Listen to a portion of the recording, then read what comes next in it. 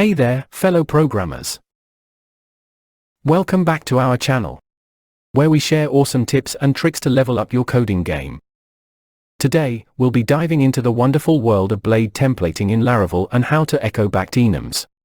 So, without further ado, let's get started.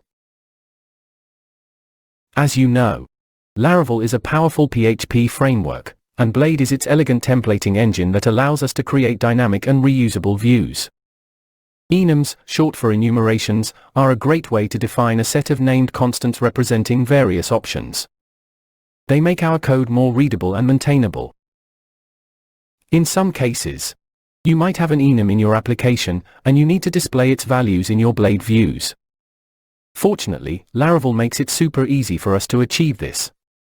Here's how you can do it. Step 1. Create your enum. First, let's create our enum. In Laravel, you can use an associative array to represent an enum. For example, let's say we have an enum for different user roles. Step 2. Set up the enum in your controller.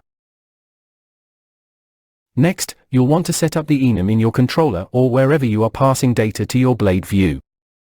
You can use the view function to pass the enum data along with other data to your view.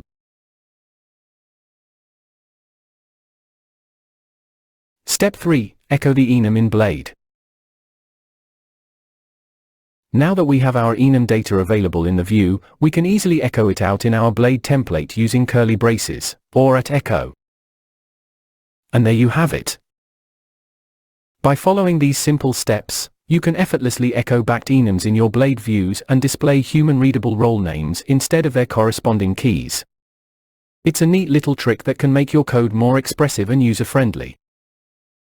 If you found this tip helpful, don't forget to give this video a thumbs up and subscribe to our channel for more exciting programming tips and tricks.